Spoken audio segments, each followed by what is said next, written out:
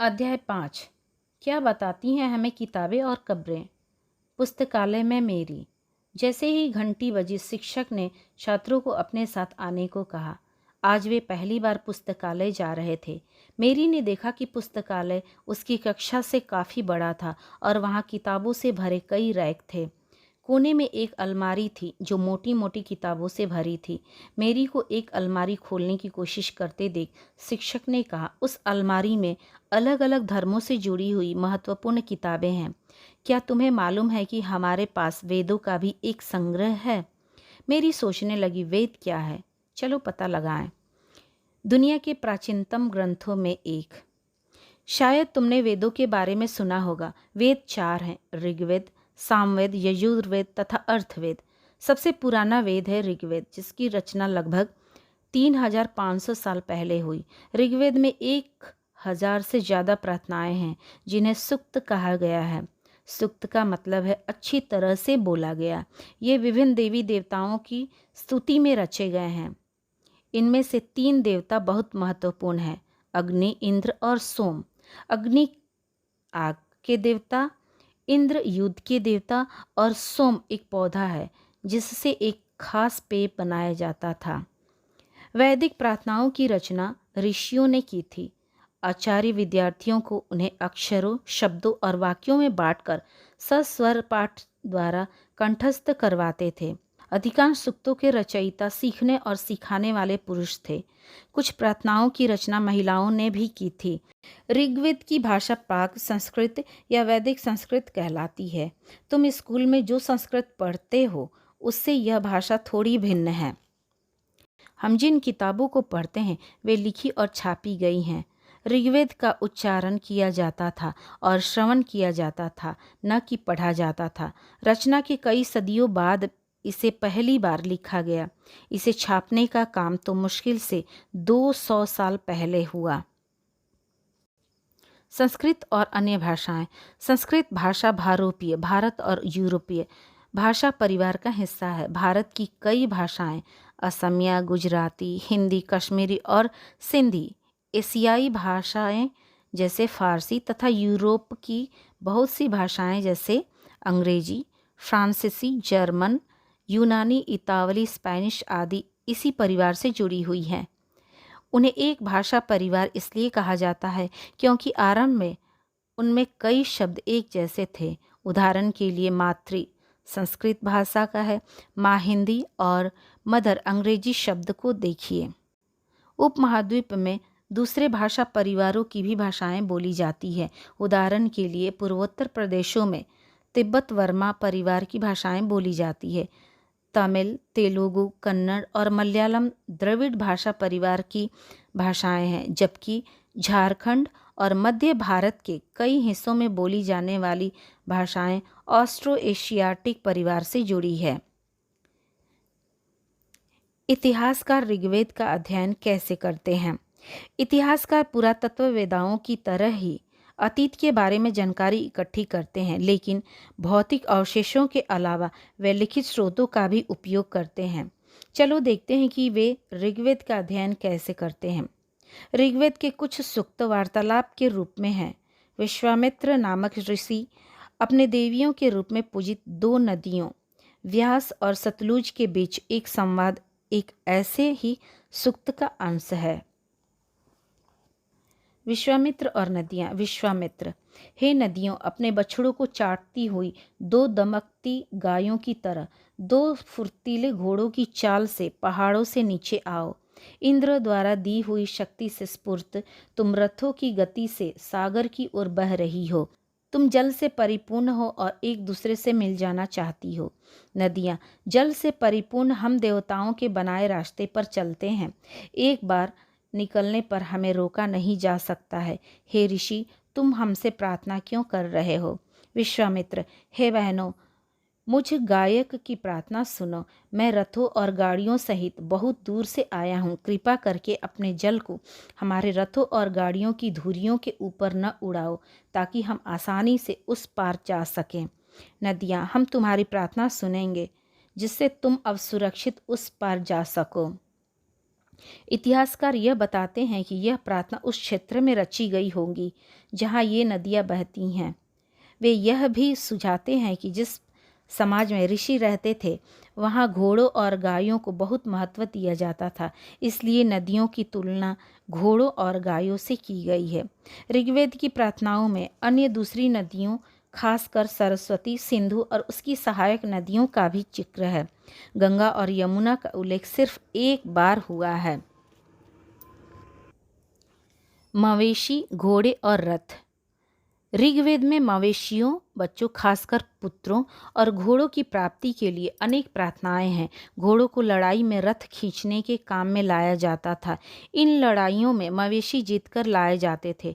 लड़ाइयाँ वैसे जमीन के लिए भी लड़ी जाती थीं जहाँ अच्छे चारागाह हो या जहाँ पर जौ जैसी जल्दी तैयार हो जाने वाली फसलों को उपजाया जा सकता हो।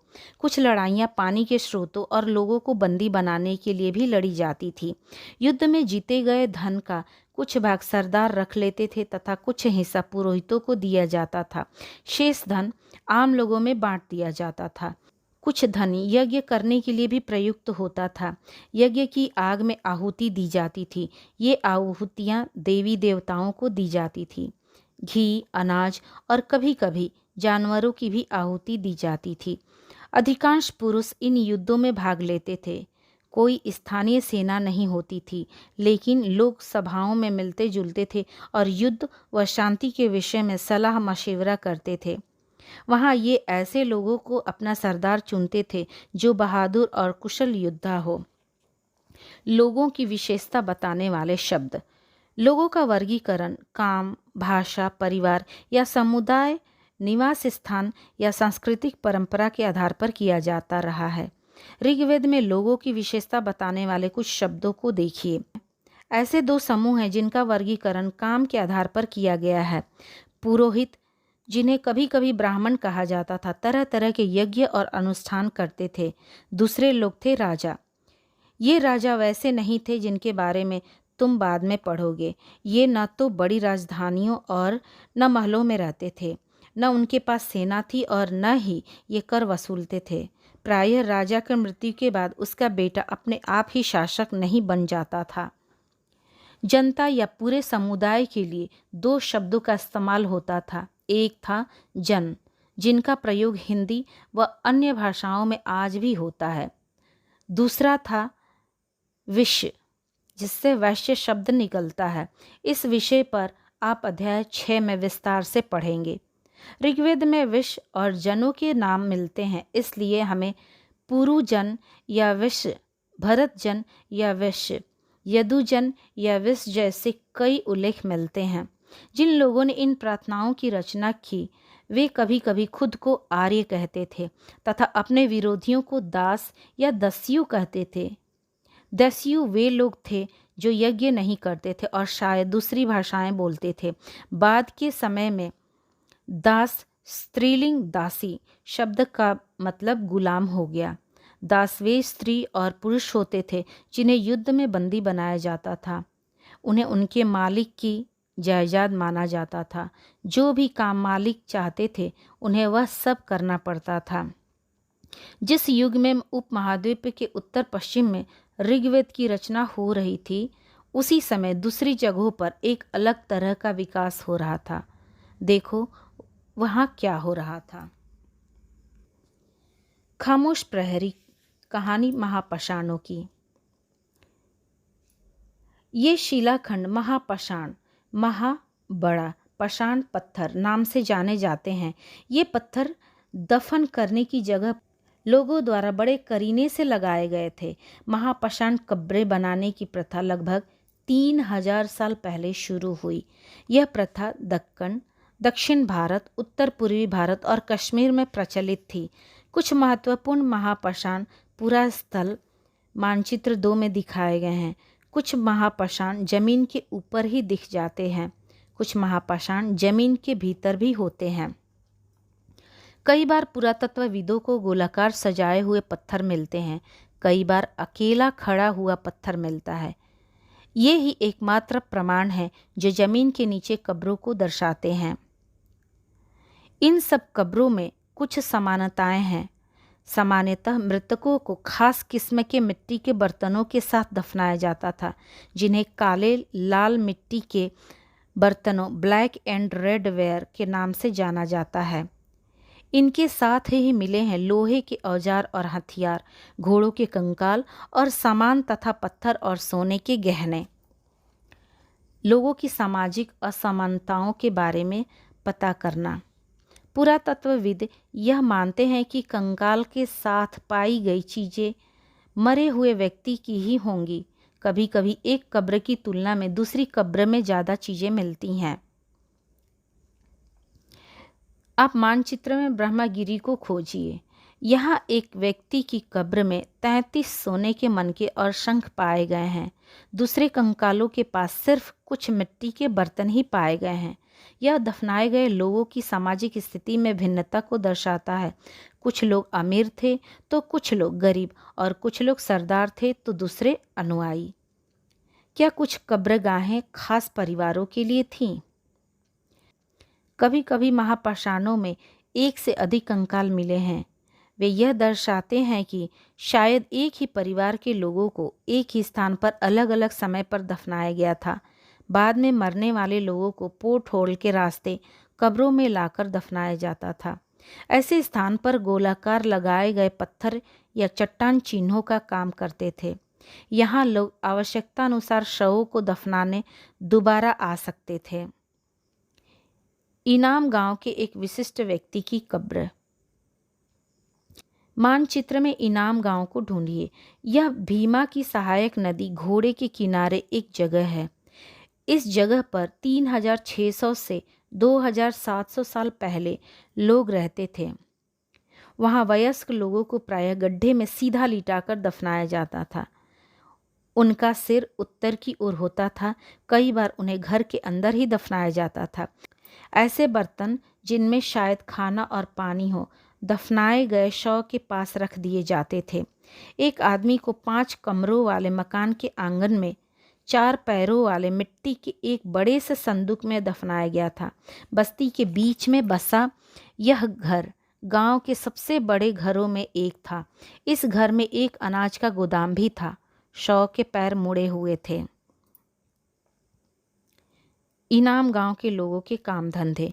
इनाम गांव में पुरातत्वविदों को गेहूं, जौ, चावल, दाल, बाजरा, मटर और तिल के बीज मिले हैं। कई जानवरों की हड्डियां भी मिली है। कई हड्डियों पर काटने के निशान से यह अंदाजा होता है कि लोग इन्हें खाते होंगे। गाय, बैल, भैंस, बकरी, भेड़, कुत्ता, घोड़ा, गधा, सुअर, सांभर, चितकबरा, हिरन, कृष्णमृग, खरहा, नेवला, चिड़िया, घड़ियाल, कछुआ, केकड़ा और मछली की हड्डियां भी पाई गई है। ऐसे साक्ष्य मिले हैं कि बेर, आंवला, जामुन, खजूर और कई तरह की रसभरियां एकत्र की जाती थी। क्या बताते हैं हमें कंकालों के अध्ययन? छोटे आकार के आधार पर एक बच्चे के कंकाल को आसानी से पहचाना जा सकता है, लेकिन एक बच्चे और बच्ची के कंकाल के बीच कोई बड़ा फर्क नहीं होता है। क्या हम यह पता लगा सकते हैं कि कंकाल किसी पुरुष का था या स्त्री का? कभी कभी लोग कंकाल के साथ मिले सामानों के आधार पर इसका अंदाज़ा लगाते हैं। उदाहरण के लिए, यदि कंकाल के साथ गहने मिलते हैं तो कई बार उसे महिला का कंकाल मान लिया जाता है, लेकिन ऐसी समझ के साथ समस्याएं हैं। अक्सर पुरुष भी आभूषण पहनते थे। कंकाल का लिंग पहचानने का बेहतर तरीका उसकी हड्डियों की जांच है। चूँकि महिलाएं बच्चों को जन्म देती है, इसलिए उनका कटी प्रदेश या कूल्हा पुरुषों से ज़्यादा बड़ा होता है। ये समझ कंकालों के आधुनिक अध्ययन पर आधारित है। आज से लगभग 2000 साल पहले चरक नाम के प्रसिद्ध वैद्य हुए थे। उन्होंने चिकित्सा शास्त्र पर चरक संहिता नाम की किताब लिखी। वे कहते हैं कि मनुष्य के शरीर में 360 हड्डियां होती है। यह आधुनिक शरीर रचना विज्ञान की 206 हड्डियों से काफ़ी ज़्यादा है। संभवतः चरक ने अपनी गिनती में दांत, हड्डियों के जोड़ और कार्टिलेज को जोड़कर यह संख्या बताई थी। अन्यत्र एटलस में चीन को देखिए। लगभग 3500 साल पहले हम यहाँ की लेखन कला के सबसे पुराने उदाहरण पाते हैं। यह जानवरों की हड्डियों पर लिखा गया था। इन्हें भविष्यवाणी करने वाली हड्डियाँ कहा जाता है, क्योंकि यह मान्यता थी कि ये भविष्य बताती हैं। राजा लोग लिपिकारों से इन हड्डियों पर सवाल लिखवाते थे। क्या वे युद्ध में जीतेंगे? क्या फसलें अच्छी होंगी? क्या उन्हें पुत्र होंगे? फिर इन हड्डियों को आग में डाल दिया जाता था। यहाँ इनमें गर्मी से चटक कर दरार पड़ जाती थी। भविष्यवक्ता इन दरारों को बड़े ध्यान से देखकर भविष्यवाणी करने की कोशिश करते थे। जैसा शायद तुम भी सोच रहे होंगे कि ये भविष्यवक्ता कभी कभी गलती भी करते थे। ये राजा शहरों में महल बनाकर रहते थे। उन्होंने बेशुमार दौलत इकट्ठी कर ली थी, जिनमें बड़े बड़े नक्काशी किए हुए कांसे के बर्तन शामिल थे, लेकिन वे लोहे का इस्तेमाल करना नहीं जानते थे। वेदों की रचना का प्रारंभ लगभग 3500 साल पहले, महापाषाणों के निर्माण की शुरुआत लगभग 3000 साल पहले, इनाम गांव में कृषकों का निवास 3600 से 2700 साल पहले, चरक लगभग 2000 साल पहले। सुक्त का मतलब है अच्छी तरह से बोला गया। रथ युद्ध में प्रयोग किया जाता था। यज्ञ अनुष्ठान, दास गुलाम, महापाषाण, सजाए गए पत्थर।